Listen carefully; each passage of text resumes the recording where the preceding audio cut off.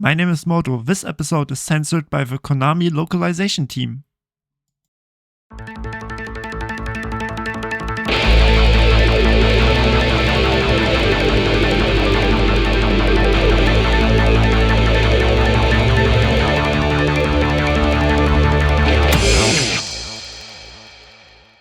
Welcome to yet another episode of You Don't Know JANK. This time I have another guest with me. Please introduce yourself.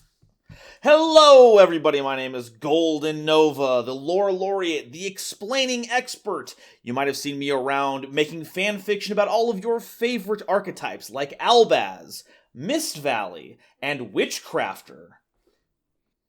Cool. And starting from that, I have a perfect question to start with that. Because GoldenNova told me he likes my episodes and he watches my content, so this should be an easy question.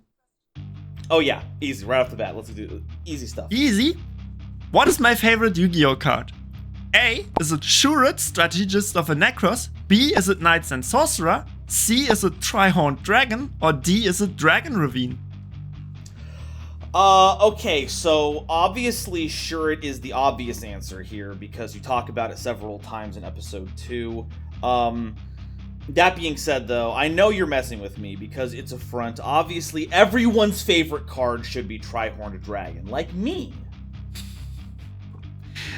Yes, but I did say my favorite Yu-Gi-Oh card, not yours.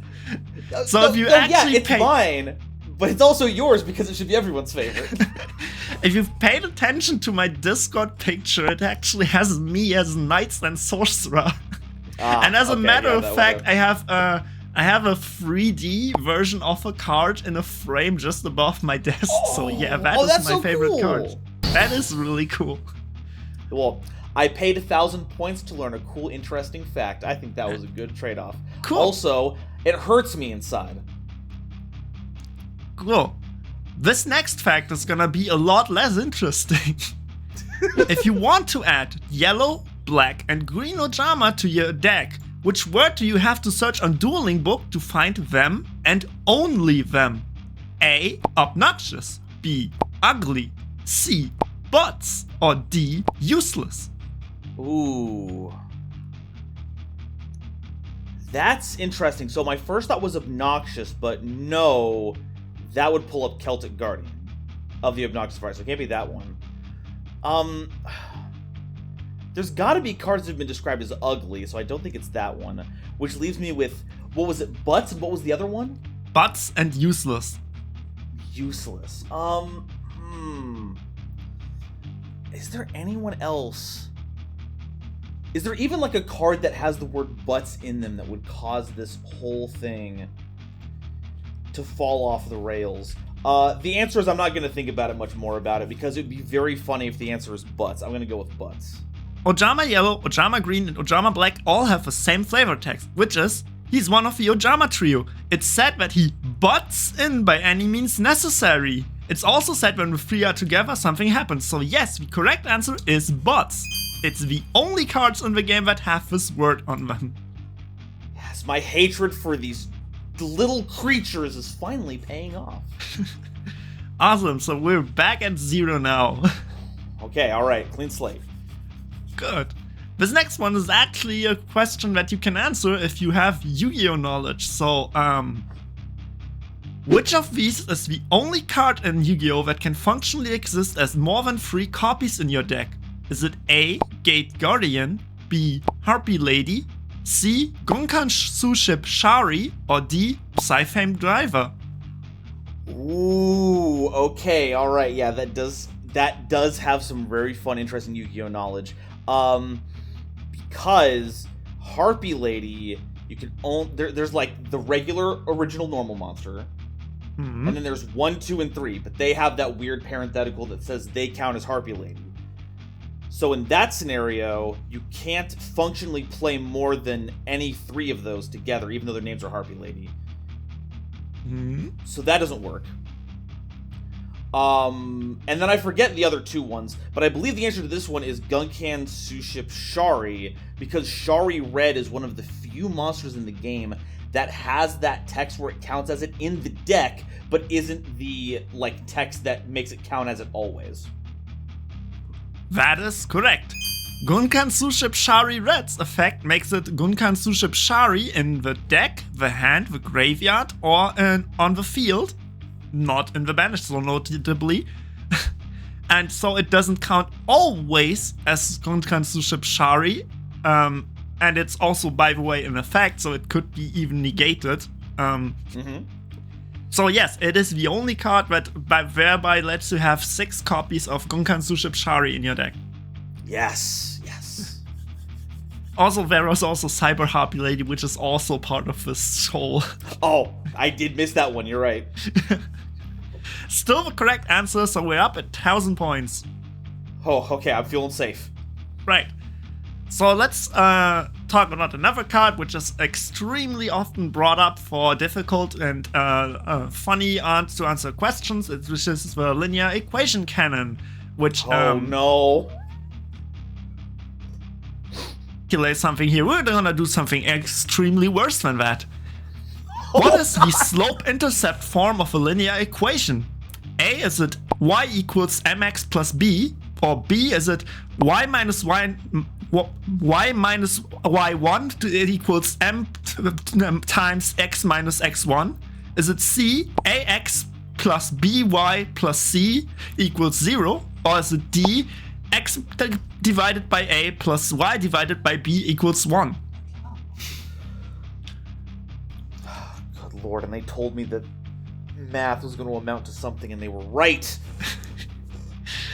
So the equation for a slope-intercept. The one that sounds most familiar is the y equals mx plus b. I think that's what A was? Correct. So that sounds familiar, but is that a slope-intercept? Is that... It's y equals... No, wait, I think... No, because it's a slope-intercept, so it's the x and the y-axis, and then the m is... I'm not going to try to explain it, okay? I'm going with my gut on this one. There's a math kid from middle school in the back of my amygdala trying to yell at me. And it's the only thing that I can recognize at all. So I'm going with A, y equals mx plus b. So y equals mx plus b is actually the formula used to calculate linear equation canon, which is of course the number you call times the number and so on, times the level plus the number of cards on your opponent's side of the field equals y, your cards in your graveyard. And that is actually the slope-intercept form, you're correct. The other forms were the point slope form, the general form, and the intercept form. I am feeling so smart for completely unearned reasons. This is the best feeling in the world. That's just the feeling of being a Yu-Gi-Oh player. Yeah! So now we're getting in the first bonus round. And this game is, of course, an either-or question. And I'm gonna show you 7 pictures. And you will tell me if you're looking at the TCG art or the OCG art of a card. As you know, a lot of these have been censored, so this should be like really obvious changes that Konami made that are totally necessary to protect our innocent eyes from their uncouth OCG art, right? Oh yeah, this will be very easy, very obvious, like changing onks into weird symbols, making it not look like an Ojama is dying on screen. This will be one of the easiest challenges ever. Right, so let's start with this one. Is this the TCG or is this the OCG art? It is Alec Malebranche of a Burning Abyss. God damn it. Okay, so I'm trying to look at the things that they would normally try to censor on this. And I am going to guess that this is... Well, this is weird, right? Because this was a TCG exclusive, so this came out here first. Correct. This has... So, if there are any changes to it in the OCG, they'd be censoring it. But that wouldn't make any sense, because I don't think they've ever cared about that. So I guess TCG, I'll go with that. This is the TCG version, and actually the OCG does, funnily enough, the exact opposite of what we do. They remove part of the breastplate to show more cleavage. Yo! Look at that under boob. Actually, that's classic Genzo Man, by the way. If you know him, that's their signature. Honestly, I should have picked that up. That's awesome. Right. So let's try out a different one. Is this the TCG or the OCG art of Archfiend Emperor, the First Lord of Horror? Well, the sword is clearly where his gigantic penis is supposed to be in the OCG art, but maybe that's the trick. I am going to say that this is the OCG art. That is correct. The TCG censored, of course, the belly button gem he has over there. That red gem is gone now. It was very necessary. Yeah. You know, he already had one big weak spot. You couldn't give him two. That's so mean. Right. Let's try the next one. Is this the TCG or the OCG art of Artifact Scythe? This is outrageous. What the heck's going on? I am going to say that this is the TCG artwork for Scythe. That is correct. The OCG has him spread his legs. Yeah!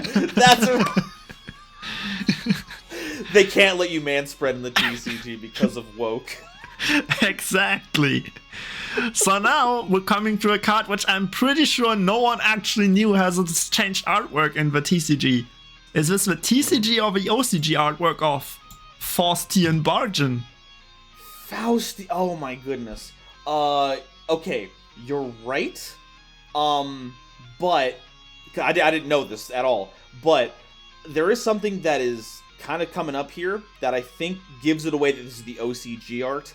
I think the TCG censors away all the glyphs around his tummy area.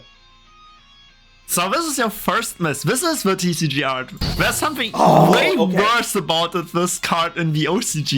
Look at how his thumbs look in the OCG. His what look? Look at his thumbs in the OCG. I don't think I'm understanding. What, thumbs? Thumbs. Oh, it's thumbs. The thing in the side of your hand that move in a different direction from the other fingers. Okay. Okay, there we go. Yeah, Do you see it? Those are just... I know I already said it earlier, but can I say it again? Was that a flub? Those are just dicks. Yeah, but definitely. Those are just dicks. Alright. My guy is literally Edward Penis Hands. And this is a card that you'd think has a more obvious change, but this is a really funny one. So, is this the TCG or OCG art of IP Masquerena? Okay. So obviously IP Masquerena is one that people thirst over a lot anyway. Yep. And sometimes they make really strange, like, small choices to censor those. Where, like, it doesn't do, like, what you would normally think they would change up. I think this is the TCG version. So, this is actually the OCG version, and the reason I bring it up is there's a very, very funny term for what is being censored here that got meme-worthy off. And that was the post. No. They removed her, quote-unquote, vagina bones. Wait a sec, I thought that was only for Fire Emblem Echo. Yeah, they actually did that again. Vagina bones again? No.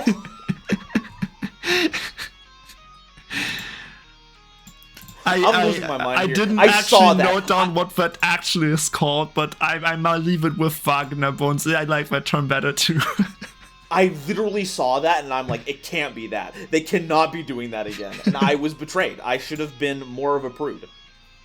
Alright, now the sixth card. Is this the TCG or OCG artwork of Sacred Noble Knight of King Artorigus? Ooh. Okay. So Artorigus and the Noble Knights in general are another TCG exclusive thing. Hmm. We had these first, and I've, as a big Noble Knight lover, I have looked at this art a lot. Which means it's going to be really funny if I get this wrong. But I feel like this is the TCG artwork. This looks very familiar to me. I can't parse anything that would be different about it. So this is the OCG art, and there's a stripe that goes lower from his belly. This in the TCG, this stripe doesn't exist. They just gave him a race stripe in the OCG. Oh wow! Okay. Huh? Yeah, this is. What were they? What was the concern? Well, as you pointed out, the Noble Knights were TCG first, so in the OCG they were just like, oh yeah, let's give him a cool stripe down here. Sounds great. All right. And and the final one is Virtual World Otohime Toto. Is this the TCG or the OCG art? Okay, so I am going to say, because it's Yu-Gi-Oh! That what I'm looking at here is the OCG art.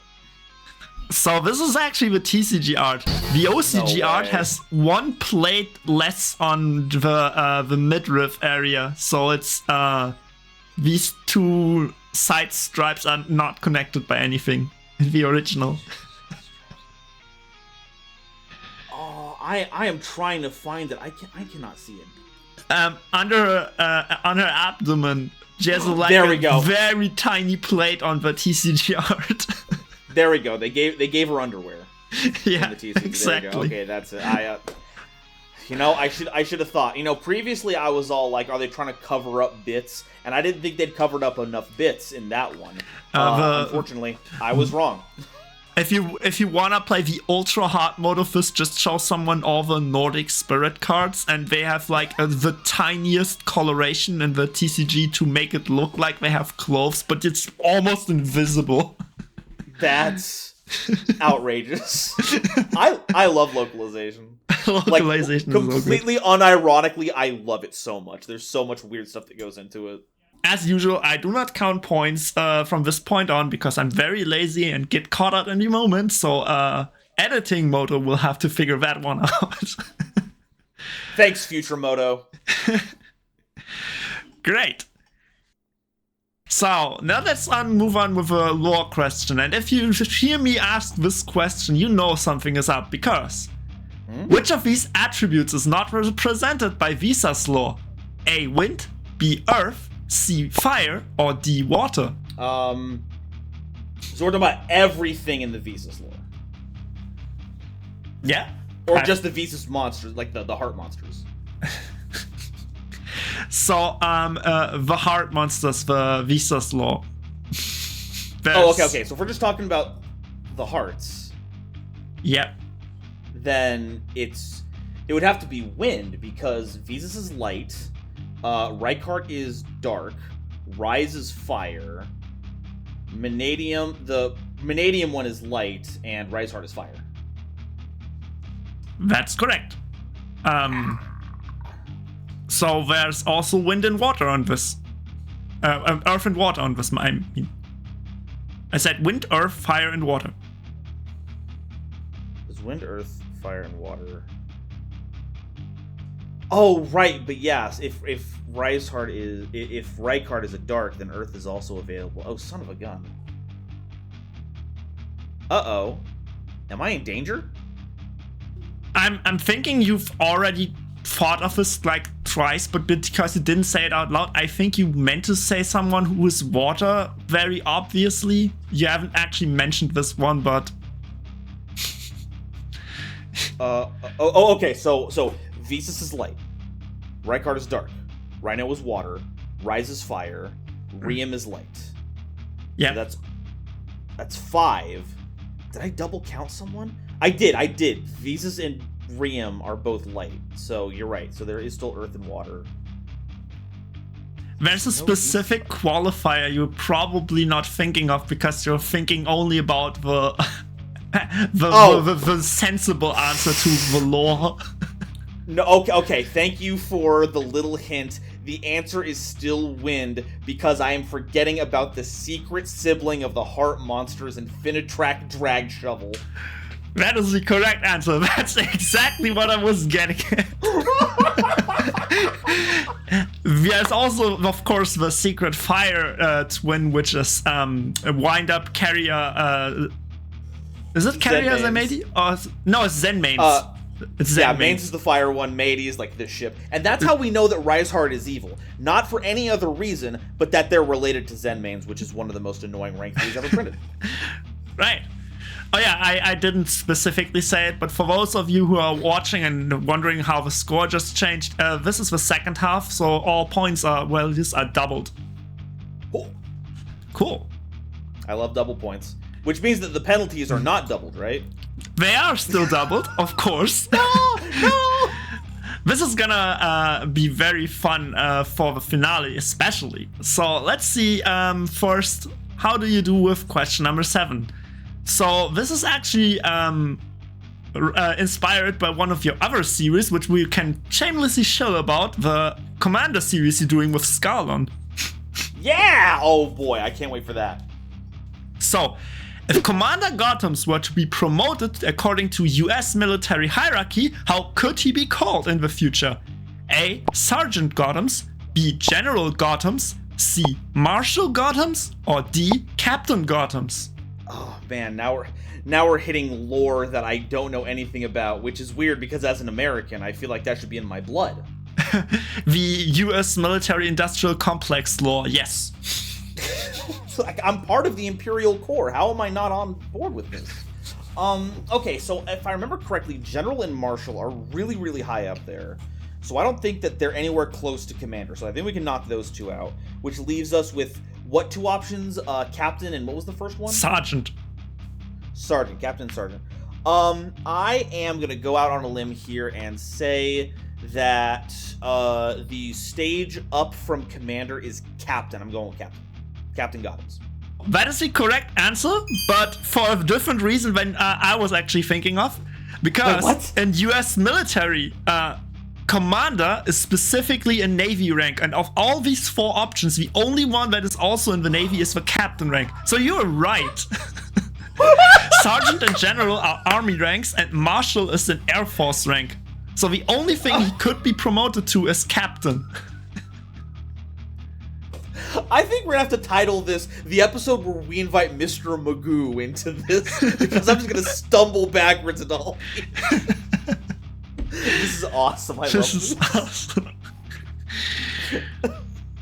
Now let's go back looking at Yu-Gi-Oh cards, and this is a very simple question with an answer that probably no one ever bothered looking at. How many fish are on the artwork of A Legendary Ocean? A, is it 24, B, is it 37, C, is it 46, or D, is it 59? And yes, I counted them. I would be surprised if you didn't. That would be... Because then we'd have to do the answer and then go through it and just start counting. It's not on Wikipedia, I was gonna find out. No one's putting like, oh yeah, this has this many fish on the card. You have made a original sentence. I wonder how many fish are on A Legendary Ocean. Okay, so for my dumb little brain, could you repeat the numbers for me really quickly? 24, 37, 46, and 59. Okay. I wanted to see them with my eyeballs. A Legendary Ocean, God, it feels pretty sparse in my mind's eye, but even 24 feels like a lot of fish.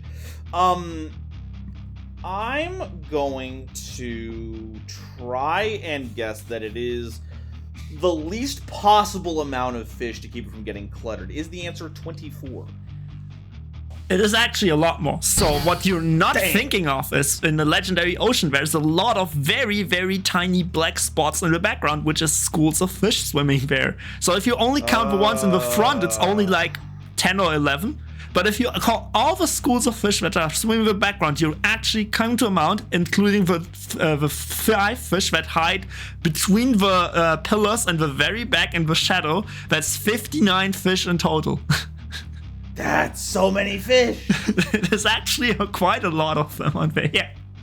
I could be fed for weeks with that, if not days.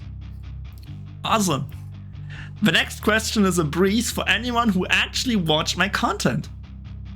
Which, as we've established, I do. What is the first answer to the first question of You Don't Know Jank? A. Am I voting for governor? B. Pineapple pizza? C. Lewis? Or D. Gem Knight Sapphire? Pineapple pizza. Correct.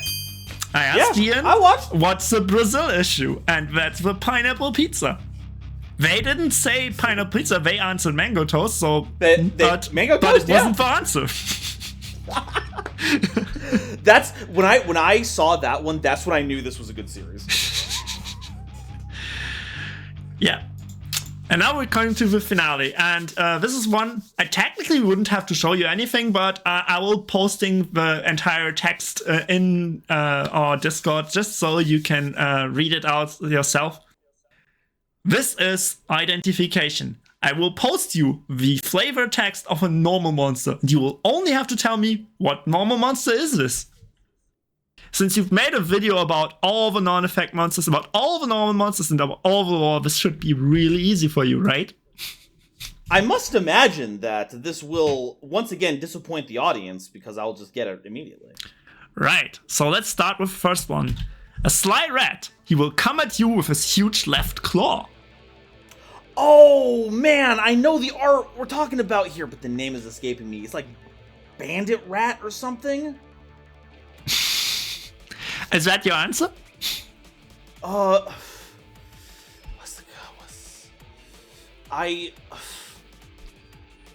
It feels almost too simple to be true, but I can't do anything else but remember the art right now, so I'm going with Bandit Rat. It is actually too complicated. This card is simply called Burglar. Dang! Now, this next card has a bit more flavor to it. Okay. Armed with a Psycho Sword, the sinister assassin rules the Badland. The Badland! The Psycho Sword? Yeah, the Psycho Sword. What the world?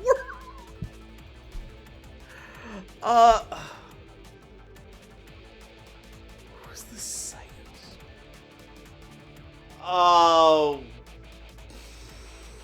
No, he's like, no, okay, I'm getting it now. He's got like green, blue skin. He's got like a spike on his head. He's got 2 on the sides of his face. He's kind of like holding his hand up like, I don't know his name though. I feel like I know the image, but I gotta pass on the name. I don't think I got him.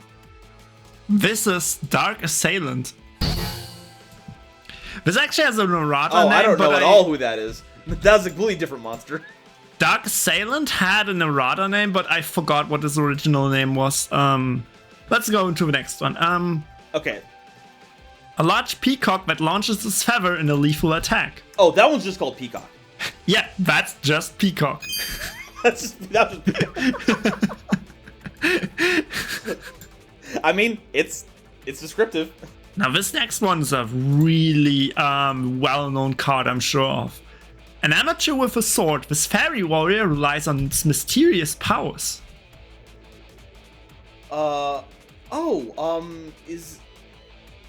Is that Swordsman of Landstar? That's Swordsman of Landstar. Oh yeah. Awesome. That's the guy that I trust the most out of all my normal monsters. It's me, Joey Wheeler. For one second, I was thinking about what if I only pick the Brooklyn accent ones? That's like really weird ones in that group, but I think we would have gotten all of them actually. Look, don't put it past me, okay? Brooklyn is only a second language to me. All right.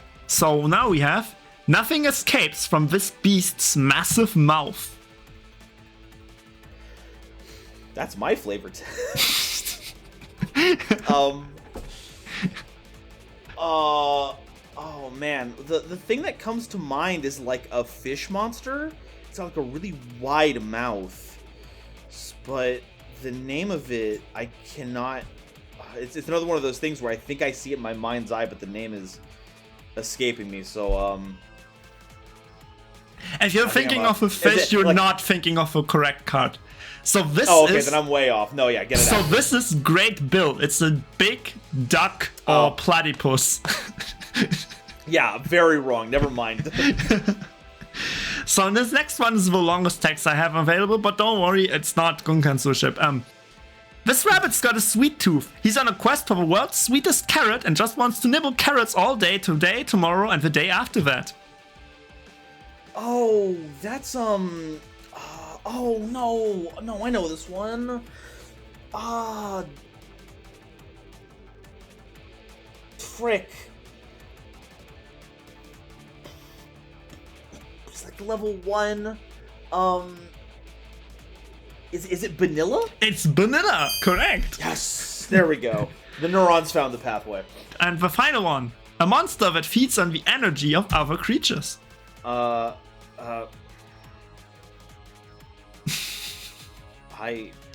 Okay, so you know how the other ones I had an idea of what it was, even if it was completely off base. Yeah. This one, my brain is going nowhere with this one. A monster that feeds on the energy of other creatures, that's just eating other things. Yeah. I gotta figure out like answer. It's friggin'. Is it the gross ghost of fled dreams? No, this card is so on the nose with the naming. It's called That Which Feeds on Life. Cool. I mean, much like Peacock, it was right there. It's basically spelled out in the card flavor. Awesome. God, man, I'm off my game. I gotta go back to school. Terrific. All right. So that leaves it with a score, which I'll figure out probably sometime. Oh boy, I'm waiting with bated breath. If you want to know what the score is, make sure you hit the subscribe button because haven't seen the episode yet at this point. Yeah, that makes sense. Yeah, probably. I totally won't have updated the score on the bottom right now. Maybe I should just not count and put it in the next episode, but no, then people will just start counting themselves. I don't want to overtax my audience.